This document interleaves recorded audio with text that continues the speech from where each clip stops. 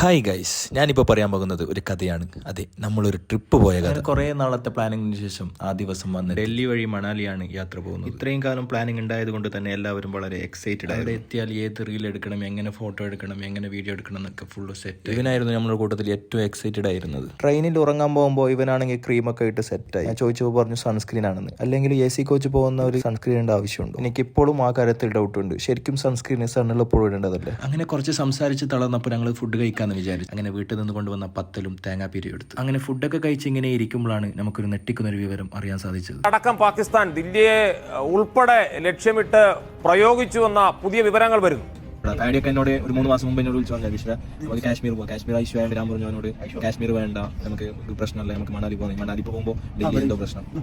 എല്ലായിടത്തും പ്രശ്നങ്ങളായി നിൽക്കുമ്പോൾ ഞങ്ങൾ റിട്ടേൺ വീട്ടിലേക്ക് പോകുന്നില്ല. എവിടെയെങ്കിലും പോകണം. ഈ ട്രിപ്പ് ഈ നാട്ടിലേക്കാകെ കൊല്ലത്തിൽ ഒരു തവണയാണ് വരുന്നത്. ഈ ട്രിപ്പ് ഒന്ന് മനോഹരാക്കണം എന്ന് വിചാരിച്ചു. ഞങ്ങൾ എവിടെയെങ്കിലും പോകാൻ വിചാരിച്ചു.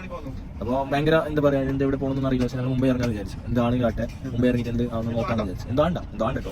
ഈ ന്യൂസ് കേട്ട് നാട്ടുകാർ, വീട്ടുകാർ, വിളിക്കാത്ത ബന്ധുക്കൾ എല്ലാവരും വിളിക്കാൻ തുടങ്ങി. അങ്ങനെ ഞങ്ങൾ വിചാരിച്ചു ഡൽഹി പോകുന്ന വേണ്ട, ക്യാൻസൽ ചെയ്യാം. ഞങ്ങൾ നേരെ അങ്ങനെ മുംബൈ ഇറങ്ങാന്ന് വിചാരിച്ചു. പോകുന്ന വഴിക്ക് IRCTC ഈ കാറ്ററിംഗിലൂടെ വിഷമം മാറ്റാൻ ഒരു പിസയും ഓർഡർ ആക്കി കഴിച്ചു. അങ്ങനെ നമ്മൾ മുംബൈ മണ്ണിലേക്ക് കാലെടുത്ത് വെച്ചു. മുംബൈ ട്രിപ്പ് പ്ലാൻഡ് അല്ലാത്തതുകൊണ്ട് എല്ലാവരുടെ മൂഡ് ഓഫ് ആയിരുന്നു. മുംബൈ എങ്കിൽ മുംബൈ. കുറെ നാളത്തെ പ്ലാൻ ആയതുകൊണ്ട് ഡെസ്റ്റിനേഷൻ എത്തിയില്ലെങ്കിലും അടിച്ചു പൊളിച്ച് പോകണമെന്നായിരുന്നു എന്റെ ആഗ്രഹം. ബാക്കിയുള്ള വിശേഷങ്ങൾ അടുത്ത വീഡിയോയിൽ കാണാം. ബൈ.